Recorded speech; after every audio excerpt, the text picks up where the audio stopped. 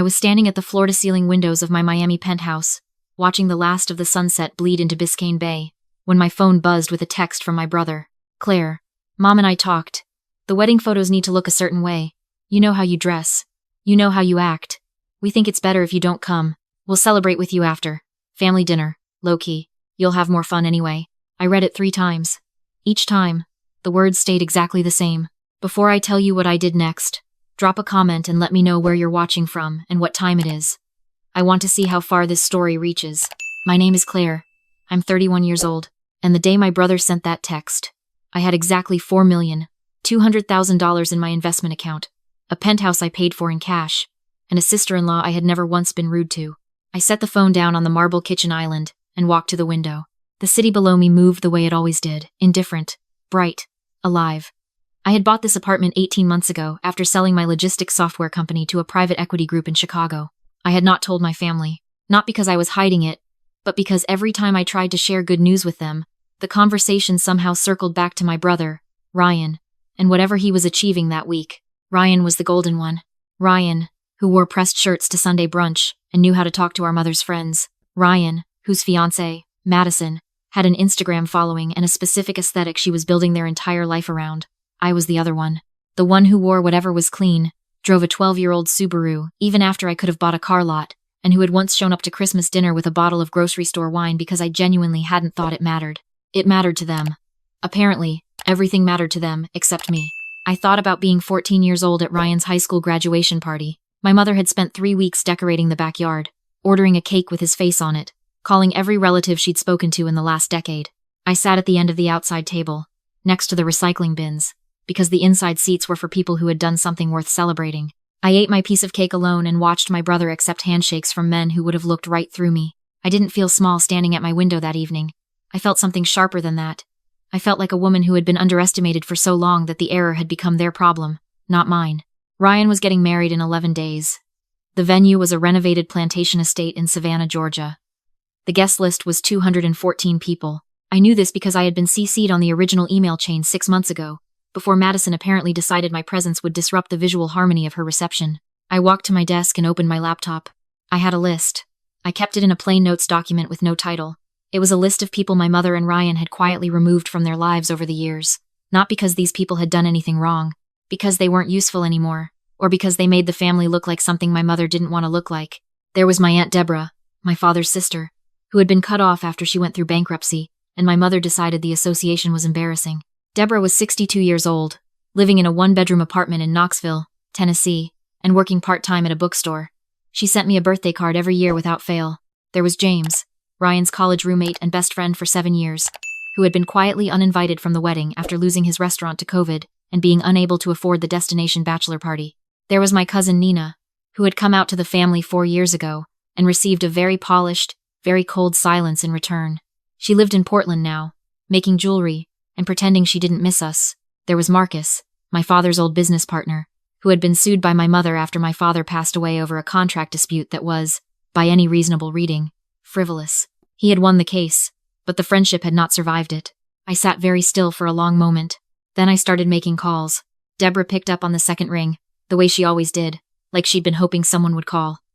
I told her I was flying her to Miami for the weekend. There was a long silence, and then she said, "Claire, I don't have anything to wear to Miami." I told her that was exactly why I was sending a car to take her shopping first. She laughed. A real laugh. The kind that fills up a room even through a phone speaker, and said she'd start packing. James took more convincing. He said he didn't want charity. I told him it wasn't charity. I told him I needed people at my table who knew what it felt like to build something and lose it, and still show up the next morning. He was quiet for a while and then said, "Okay. Yeah. Okay." Nina didn't hesitate. She said, "When do I leave?" Marcus said he'd been hoping I'd call. Over the next 4 days, I coordinated flights, hotel rooms at the Faena, dinner reservations, and a photographer I had worked with before who specialized in making moments look exactly as significant as they actually were. I wasn't throwing a party. I was constructing a record, proof that while Ryan and Madison curated their 214 people in Savannah, the people they'd thrown away were somewhere beautiful, being treated the way they should have always been treated. Ryan's wedding day was a Saturday. In Savannah, the forecast called for 92 degrees and 90% humidity, the kind of southern summer heat that ruins hair and melts makeup and makes formal wear feel like punishment. I checked the weather app at 7 in the morning from my penthouse balcony and felt the Miami breeze come off the water, warm and clean and easy. My guests arrived throughout the morning. I had arranged a private area on the rooftop terrace, which looked out over the bay on one side and the Miami skyline on the other. The hotel had set up long tables with white tablecloths, tall candles, and arrangements of birds of paradise and white orchids. There was a raw bar with stone crabs and oysters on ice. There was a champagne tower. There was a jazz quartet that played songs people actually knew. Deborah walked out onto the terrace in a dress I had sent to her apartment and stopped walking entirely. She just stood at the entrance, both hands over her mouth, her eyes moving slowly from the flowers, to the view, to the table, to the people already gathering. I crossed the terrace and took both her hands in mine. "You look incredible," I said. She shook her head slowly. Claire. Your father would have times. She stopped, pressed her lips together. He would have been so proud of you. That was the moment I had to look away for a second. Not because I was sad, because some feelings don't fit neatly into public expressions, and I had learned to give them space. I had hired a videographer named Dom, who worked mostly for luxury brands and understood instinctively how to make something look effortless even when it wasn't. He moved quietly through the terrace, capturing the way Nina threw her head back laughing at something Marcus said, the way James stood at the railing and looked out at the water with an expression that was somewhere between relief and disbelief, the way Deborah held her champagne flute like she was afraid to set it down. At 2 in the afternoon, the light over the bay turned gold in a way that Miami does sometimes, without warning, like a gift. Dom waved me over and pointed to the angle. I walked to the railing. Behind me, every person at that table, every person my family had discarded, was lit up in that gold. I looked into the camera and smiled. Not a polite smile. Not the careful, contained smile I used to wear when Ryan announced something at dinner and I was expected to look supportive. A smile that said I knew exactly where I was standing and I had built every inch of it myself. I posted the video at 2:17 p.m. I wrote the caption slowly, choosing each word the way you choose a tool for a specific job, celebrating the people who were told they weren't worth a seat at the table. You were always worth it. To everyone toasting in Savannah today, I hope the humidity is kind. I tagged Aunt Deborah. I tagged James, Nina, and Marcus. I set the phone face down on the table, picked up my champagne, and turned back to my guests. The phone started moving before I had finished my glass. Not buzzing. Moving. Shaking against the tablecloth with the low, continuous vibration of a device receiving more than it was designed to handle all at once. I watched it without picking it up. Deborah glanced at it, and then at me. "You might want to get that," she said. "Later," I said. We ate. We laughed. Nina told a story about her first craft fair that had the whole table crying with laughter. Marcus talked about my father in a way that no one in our immediate family ever had, like a real person, with faults and humor and a particular way of ordering coffee. I hadn't heard my father described like that in years. My mother had replaced him with a flattering portrait that didn't leave room for the real man. At 5 o'clock, I finally turned the phone over. 61 missed calls, 14 voicemails, 47 text messages across 3 different threads. The calls were from Ryan, my mother, Madison, Madison's mother, and 2 numbers I didn't recognize. I put the voicemails on speaker at low volume, so only I could hear, and walked to the edge of the terrace. My mother's first message was measured, tight, the way her voice got when she was performing composure for an audience. Even an audience of 1. "Claire, I don't know what you think you're doing, but you need to take that post down immediately. Madison's family is asking questions. This is Ryan's day. Take it down." The second message, 6 minutes later, was less measured. "You have always made everything about yourself. You couldn't just let him have one day. One day, Claire, and you couldn't do it. I don't know who you think is impressed by all of this, but you're not impressing me. You never have." I stood very still, watching a pelican glide low over the water below the terrace. Ryan's message was short. "Nice move. Really classy. You know this is going to follow Madison online forever now, right? Her followers are already in the comments. I hope you're happy. We're done." Madison's voice was the one that surprised me. She wasn't angry. She was crying. Not the strategic kind. The kind that meant something had genuinely collapsed. "My mom is at my table asking if we cut Ryan's family out of the wedding. In front of everyone. My dad's business partners are here, and they're seeing all the comments. I've worked on this for 2 years, Claire. 2 years. I held the phone against my chest for a moment and looked out at the bay. Here is something I understood by then, that I had not always understood. The difference between cruelty and consequence. I had not set out to ruin Madison's wedding. I had set out to celebrate people who deserved to be celebrated, that the timing coincided, that the optics landed the way they did, that the comment section drew its own conclusions. That was not my construction. That was theirs. They had built a story in which I was invisible. I had simply made myself visible on the same day. I put the phone in my pocket and went back to the table. We watched the sunset. Dom had packed up by then, but Marcus had his phone out taking photos of Deborah and Nina standing at the railing together, their arms around each other's shoulders, laughing at something I couldn't hear. I stood back and looked at it, the two of them, the light, the city behind them, and thought about the girl who had eaten cake alone next to the recycling bins. I wish she could see this. I thought the night was over. I thought it had gone exactly as far as it was going to go. I was wrong about that. At 11:45 p.m., I was in my penthouse, still in my dress, sitting on the floor of the living room with Deborah and Nina drinking decaf and watching old videos on Nina's phone, when the concierge called. "Miss Claire, there are two individuals at the lobby entrance requesting to come up. A man and a woman. The man says he's your brother." I sat up. Did they say what they wanted? The man said it was a family emergency. I told the concierge to let them wait in the lobby and that I'd be down in 5 minutes. Deborah looked at me. I shook my head slightly. "Stay here," I said. "Enjoy the view."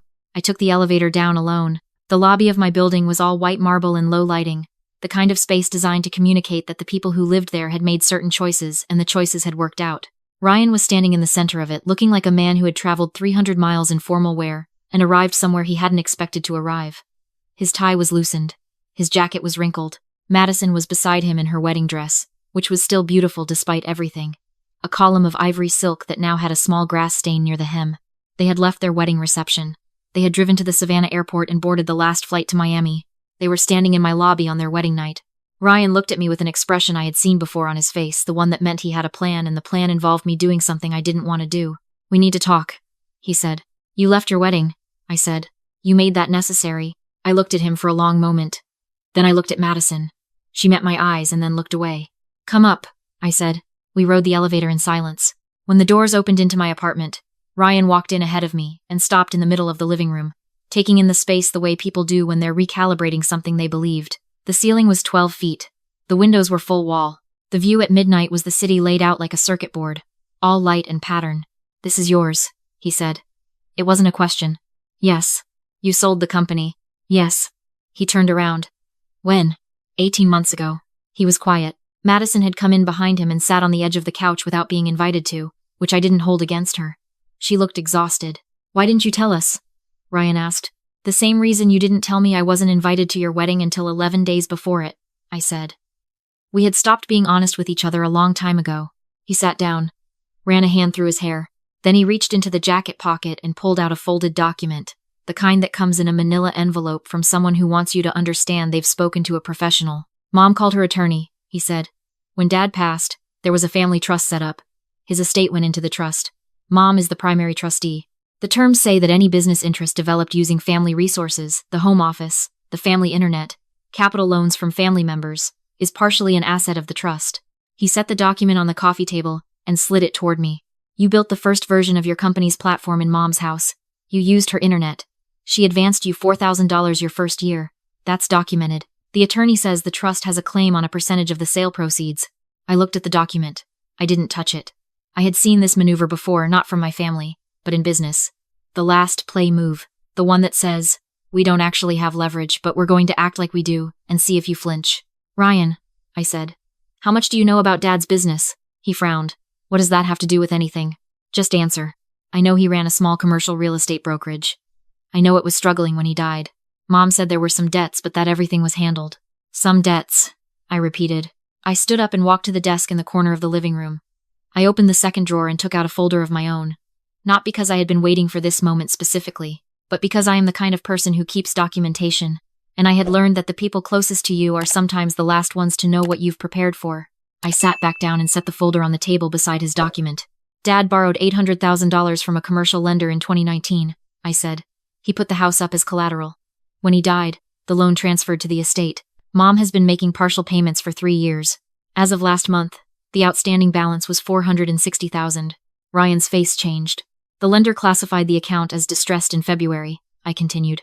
"They were preparing to sell the note at a discount to recover the principal. I heard about it through a contact in the lending industry." I opened the folder and turned it so he could read the first page. "I bought the note in April." Madison looked up from the couch. "What does that mean?" Ryan asked. His voice had gone quiet. "It means your mother's attorney can file whatever claim she wants," I said. "It means we can spend years in litigation over a document based on a $4,000 advance and a Wi-Fi connection. And while we do that, I'll be servicing the debt on the family home as the current lien holder, which means I'll be deciding the terms." I let that sit for a moment. Or what?" he said. "Or we don't," I said. "I didn't buy that note to use it as a weapon. I bought it because I didn't want a bank selling Dad's house out from under Mom, without the family having any say. I bought it to protect her. I was going to transfer it back to the estate at a discount once the financials stabilized. I looked at him steadily. I was doing that quietly, without telling anyone, because that's what I do. I handle things. I have always handled things. And I've never once been thanked for it. The room was very quiet. Ryan looked at the document in front of him. Then he looked at mine. Then he looked at me. You were going to give it back, he said. Yes. And we showed up here with a lawyer's letter. Yes. He put his face in his hands. Madison reached over and touched his shoulder, and he shrugged her off. Not cruelly, but like a man who needed to sit with something without being redirected. Why didn't you just tell us you sold the company? He said, into his palms. Because I knew what would happen, I said. I knew Mom would start talking about the family trust and the advance, and all the reasons why my success was a resource rather than a reason to be proud of me. I knew you'd start asking for things, the way you did when I was 23 and got my first consulting contract, and suddenly Dad remembered he needed a new roof. I was tired of being managed. I wanted one thing to be mine. He lifted his head. And then you disinvited me from your wedding, I said. And I realized it wasn't going to change. That I could have nothing and be manageable, or I could have something and be threatening. But there was no version of me that got to just be your sister. Madison made a small sound from the couch. I looked at her. I'm sorry, she said. It came out simply, without performance. Asterisk. The disinvitation was partly my decision. I was worried about the photos and the social content and how it would land with his family's optics. And times. She stopped. That was a terrible thing to do to you. I'm sorry. I looked at her for a long moment. She looked back. Thank you, I said. That means something. Ryan stood up and walked to the window. He stood there for a while, looking at the same view I had been looking at when his text came in 11 days ago. I let him stand there. I didn't fill the silence with reassurance or comfort, because I had spent 31 years filling silences I wasn't responsible for creating. I don't know how to fix this, he said, to the window. I know, I said. Neither do I. Not tonight. He turned around. He looked older than he had in the lobby, like the city had done something to him in the last 10 minutes. I'm going to talk to Mom about the attorney, he said. Tell her to drop it. Okay. And the note? The note is not going anywhere, I said. When I'm ready, and when I believe the situation is stable, I'll do what I said I was going to do. Not because of tonight, because I made a decision and I intend to keep it. He nodded. Then he picked up the document from the coffee table, folded it, and put it back in his jacket. Your apartment is incredible, he said. There was something genuine in it, uncomfortable but genuine. Thank you. He and Madison left 20 minutes later. I stood at the elevator doors after they closed and listened to the building settle around me. The soft hum of the air conditioning, the distant sound of the city, the faint jazz still drifting down from the terrace 3 floors above where the cleanup crew was working. I walked back into the apartment. Deborah and Nina were still on the floor, Nina asleep with her head on a throw pillow, Deborah awake, both hands around her mug. She looked at me. Well, she said. Family emergency averted, I said. She studied my face. Are you okay? I sat down beside her on the floor, my back against the couch. The city was still out there through the windows, all that light, all that movement. I think so, I said. I think I've been not okay for a very long time, and I'm only just starting to figure out what okay actually feels like. She reached over and put her hand over mine. For what it's worth, she said. This is the best weekend I've had in years. And I'm not just saying that because of the stone crabs. Although they were genuinely exceptional. I laughed. A real laugh. The kind that starts somewhere below the chest. We sat there for a while without talking. Nina was breathing slowly, soundly asleep. The city ran its light across the floor in long angles. I thought about my father, the way Marcus had described him at dinner, ordering coffee a specific way, making a particular kind of joke. I thought about the real version of people versus the versions we're given to manage. I thought about how much energy I had spent being the version my family needed me to be, rather than the version I actually was. My phone was on the kitchen counter. I didn't check the notifications. I'd deal with the numbers and the comments and the questions tomorrow. Tonight, I just sat on the floor of my penthouse with my Aunt Deborah, who had driven herself to the airport alone at 62 years old because someone had finally thought to call her, and I let the city do its quiet, indifferent, beautiful thing outside my window. Sometime around 2 in the morning, I walked out onto the balcony alone. The bay was dark and silver, the bridge lights doubling themselves in the water below. I stood there for a long time thinking about the 14-year-old girl who ate her graduation cake alone by the recycling bins, and decided that day that she'd rather be the kind of person who deserved to be ignored than the kind of person who demanded to be seen. She had been wrong about that, and it had taken me the better part of 2 decades to understand why. I didn't lose a family that weekend. I didn't win one, either. What I did was simpler and more difficult than either of those things. I stopped arranging myself around the shape of their comfort. I stopped making myself smaller so they could feel larger. I stood in the room I had built, and I told the truth about who I was and what I had done and what I was owed. Not a thank you, necessarily. Not even an apology, although Madison's mattered more than I had expected. Just the truth. Clearly spoken, with nowhere to hide. That turns out to be the only revenge that actually lasts.